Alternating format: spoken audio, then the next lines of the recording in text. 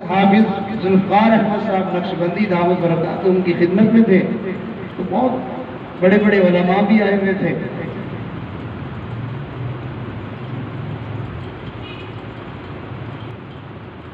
کئی دن گزر گئے، ایسے لگتا تھا جیسے شیخ کا سینہ بند ہو چکا ہے اور وہ انوارات اور وہ فیضان وہ اس کو جیسے کسی نے تالا لگا دیا ہے، کسی کو کچھ بھی نہیں مل رہا۔ خیر وقت گزرتا رہا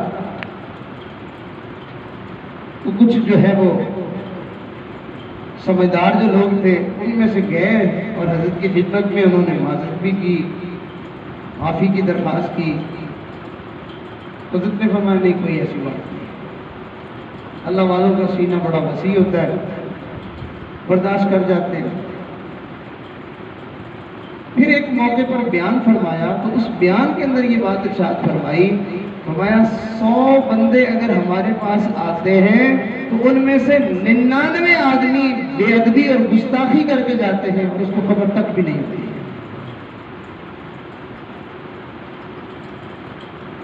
تو چونکہ ہم نے اپنے آپ کو گناہوں سے بچانے کی محنت کی ہی نہیں ہے، ہم نے سیکھا ہی نہیں ہے، اس وجہ سے ہم گناہوں میں مبتلا بھی ہیں اور ہمیں گناہوں کا کچھ ادراک بھی نہیں ہوتا۔ ایک فون جو ہم کسی کو کرتے ہیں نا، اگر کسی اللہ والے کے سامنے ہم فون کریں اور ان کو کہیں کہ حضرت میں فون کر رہا ہوں، آپ مجھے ذرا بتائیے گا کہ اس 2 منٹ کی کال میں کتنے گناہ کرتا ہوں، تو درجنوں گناہ نکال کے وہ آپ کے سامنے کر دے گا کہ آپ نے یہ بات بھی غلط کی ہے، آپ نے یہ بھی غلط کی ہے، یہ کام کی بات بھی گناہ والی کی ہے۔ تو وہ ایک فون میں ہم اتنے گناہ کر جاتے ہیں۔ ہم دکان سے لے کے گھر تک آتے ہیں، نہ جانے راستے میں آتے ہوئے ہم کتنی دفعہ گناہ کر کے آتے ہیں۔ ہم گھر سے مسجد میں آتے ہیں، ہم سمجھتے ہیں نماز پڑھ کے جا رہا ہوں، ہم درجنوں گناہ کر کے واپس جاتے ہیں۔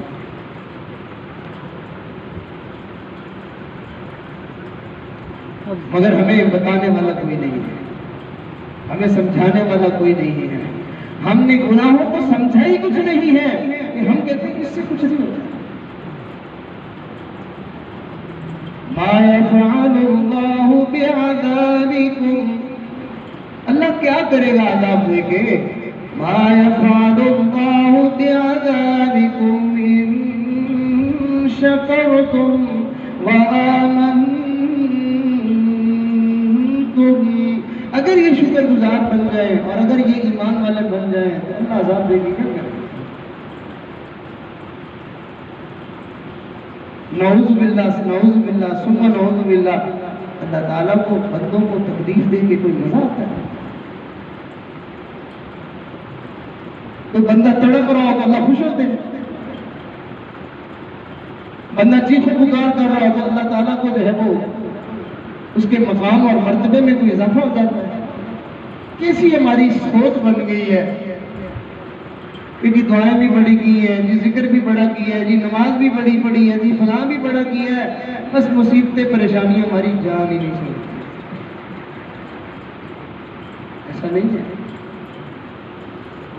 اگر ہمیں سمجھ میں آ جائے تو میں اللہ کی قسم کھا کے کہتا ہوں کہ پوری دنیا میں ہمیں کہیں پہ بھی کوئی تکلیف اور عذاب نام کی چیز ہی نظر نہ آئے، حتیٰ کہ ہماری جان کے ٹکڑے کر دیے جائیں تو ہم کہیں اس سے بھی بڑا انعام اور ہو کیا سکتا ہے۔ اللہ رب العزت نعمتیں دے کے بندے کو نوازتے ہیں، اور اگر کبھی نعمتیں روک لیتے ہیں تو نعمتیں روک کر جو بندے کو انعامات دیتے ہیں وہ نعمتیں دینے سے بھی کہیں زیادہ ہوتی ہیں۔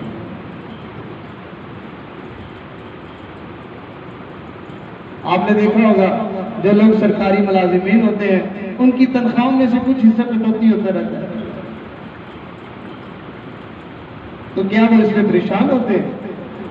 بلکہ بعض لوگ اپنی تنخواہ میں سے کچھ حکومت نے جو کٹوتی کر دی ہوتی اس سے بھی اضافی کچھ جو ہے وہ جمع کرواتے رہتے ہیں، اور اس کے بغیر بھی ہمارا گزارا ہو جائے گا، بات میں صحیح۔ ہم بوڑھے ہو جائیں گے، بچوں کی شادیاں ہوں گی، گھر ہوگا، فلاں ہوگا، اس وقت بھی اب تو ہمارا سرکل چل رہا ہے۔ تو جیسے انسان اپنی آمدن میں سے خوشی کے ساتھ جو ہے وہ حکومت کے خزانے میں جمع کرواتا رہتا ہے اور خوش ہوتا ہے، اللہ رب العزت بھی اپنے بندے کو جو نعمتیں دیتے ہیں اس میں سے تھوڑی سی کٹوتی کرتے ہیں، بندے کو وہ نعمتیں پوری نہیں دیتے، اور اس کے بدلے میں جو اللہ قیامت کو اس کے دے گا تو بندہ اشش کر اٹھے گا، واہ میرے مالک تیری دین کے لیے کیا کہنا۔ سبحان اللہ۔ حدیث مبارکہ میں آتا ہے کہ جن لوگوں کی دعا دنیا میں قبول نہیں ہوتی، ان کو لگتا ہے کہ میری دعا قبول نہیں ہوئی، میں نے اللہ سے صحت مانگی نہیں ملی، میں نے اللہ سے رزق مانگا نہیں ملا، میں نے کوئی اور سوال کیا وہ پورا نہیں ہوا۔ فرمایا قیامت کے دن ان لوگوں کو ان کی دعاؤں کا بدلہ ملنا شروع ہوگا، اور وہ اتنا زیادہ ہوگا کہ جب وہ اس کو دیکھیں گے تو تمنا کریں گے، حسرت کریں گے، کاش کہ میری دنیا میں کوئی ایک دعا بھی قبول نہ ہوئی ہوتی، سارا کچھ آج ہی مل جاتا ہے۔ آج ہمیں تھوڑی سی پریشانی آتی ہے، ہم کتنے دل برداشتہ ہو جاتے ہیں، اور جبکہ ہمارے بڑوں کا معاملہ یہ تھا کہ ان کو پریشانی آتی تھی وہ خوش ہوتے تھے، اللہ تیرا شکر ہے کوئی تکلیف آئی ہے، اس کا مطلب یہ کہ ہمارے لیے برکتوں اور رحمتوں کے دروازے کھلیں گے انشاءاللہ۔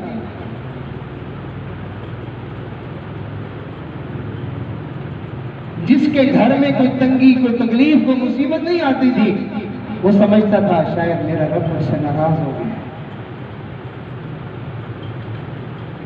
اولیاء اکرام اللہ تعالیٰ سے دعائیں مانگ رہے ہیں، اللہ مجھے کوئی تکلیف دے دے، اللہ کوئی بیماری دے دے، اللہ کوئی پریشانی دے دے۔ ایک صحابی اللہ سے دعا مانگی ہوئی ہے، یا اللہ مجھے مستقل طور پر مجھے بخار دے دے، اللہ بس جب جہاد کا وقت ہو تو مجھے صحت مل جائے، اور یا نماز کا وقت ہو تو مجھے میرا بخار اتر جائے، اور اس کے علاوہ باقی سارا وقت میں مجھے بخار دے۔ چنانچہ ان کی دعا قبول ہو گئی، اور نماز پڑھنے کے لیے اٹھتے تو بالکل بخار اتر جاتا ہے، صحت مند ہو جاتے، نماز پڑھ کے گھر واپس لوٹتے تو پھر بخار شدت کا زور پکڑ جاتا۔ ایک صحابیہ اپنے خامن ان کے خوش ہو رہے ہیں اور کہہ رہے ہیں کہ جو تو کہے گی میں تیری چاہت پوری کروں گا۔ جیسے خامن اپنی بیوی کو خوشی میں کہہ دیتا ہے، مقصد کیا ہوتا ہے کہ کوئی کپڑوں کا، کوئی جوتے کا، کوئی جیولری کا، کسی چیز کی کوئی فرمائش کرے گی تو میں اس کی خواہش کو پورا کروں گا۔ تو وہ صحابی انہوں نے بھی خوش ہو کے اپنے گھر والوں سے کہا کہ تمہاری کوئی ڈیمانڈ ہو تو بتاؤ۔ کہا پکی بات ہے پوری کر دیں گے، کہا ہاں بالکل کروں گا۔ کہنے لگی اچھا پھر مجھے طلاق دے دو۔ صحابی حیران ہو گئے کہ اتنی وفادار بیوی، اتنی خدمت گزار بیوی، اور یہ مجھ سے کیا کہہ رہی ہے؟ کہا اچھا یہ مطالبہ ہے، یہ تو بارگاہ رسالت میں پیش کریں گے، اللہ کے محبوب سے پوچھیں گے، اللہ کے محبوب جیسے کہیں گے ویسا کر دیں گے، اس کے علاوہ اگر کوئی بات ہے تو میں ابھی پوری کر دیتا ہوں۔ کہا نہیں یہی ہے۔ اچھا ٹھیک ہے، نبی علیہ السلام کی خدمت میں یہ معاملہ پیش کریں گے۔ اب دونوں میاں بیوی رات کو سو گئے، صبح اٹھ کے انہوں نے نبی علیہ السلام کی خدمت میں جانا تھا۔ اب جب نبی علیہ السلام کی خدمت میں دونوں جا رہے تھے تو چلتے چلتے وہ صحابی ان کو ٹھکر لگی، پاؤں پہ چوٹ آ گئی، خون بہنے لگ گیا۔ وہ صحابیہ اپنا دوپٹہ پھاڑتی ہے اور جلدی سے ان کی جو ہے وہ پاؤں کے اوپر اپنے دوپٹے سے جو ہے وہ پٹی کر دیتی ہے، خون کو روکتی ہے، اور وہیں سے کہتی ہے آؤ گھر واپس چلو۔ بڑے حیران ہوئے کہ بھائی نہ تو تیرے مطالبے کی بات سمجھ میں آئی اور نہ واپس جانے کا معاملہ سمجھ میں آیا، یہ معاملہ کیا؟ کہا گھر چلے، میں آپ کو یہ ساری حقیقت بتاتی ہوں۔ واپس آئے تو کہنے لگی آپ ایک دفعہ نبی علیہ السلام کی مجلس سے واپس آئے تھے اور آپ نے نبی علیہ السلام کا یہ فرمان مجھے سنایا تھا، ایمان لانے کے بعد جس بندے کو کبھی کوئی تکلیف اور مصیبت نہیں آئی ہے اس کا ایمان خطرے میں ہے کہ وہ پتہ نہیں ایمان والا ہے بھی صحیح کہ نہیں۔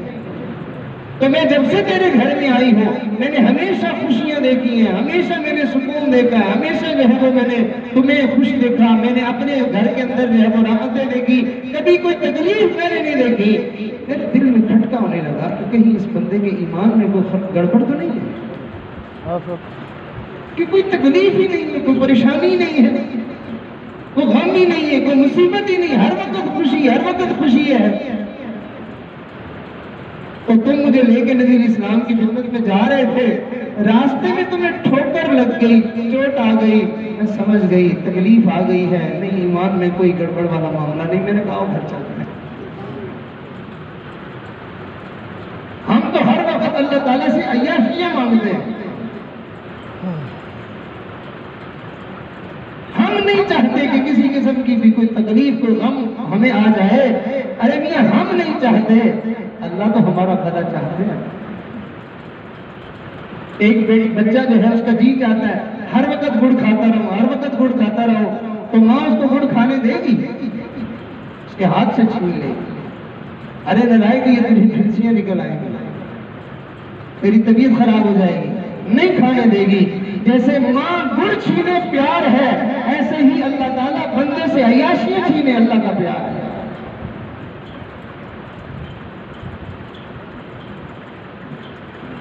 بندہ اپنی چاہت سے جینا چاہتا ہے،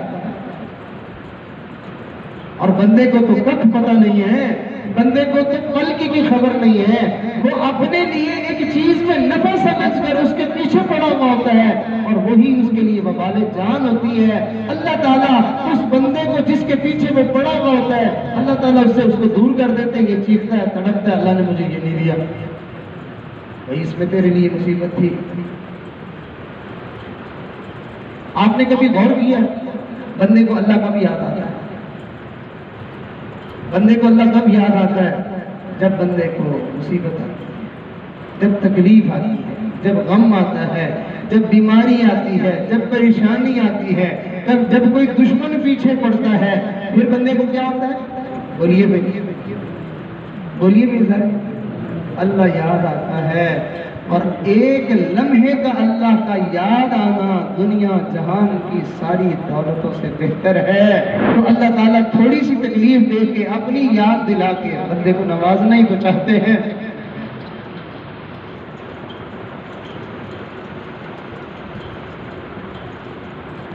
تو پریشانی کس بات کی ہے؟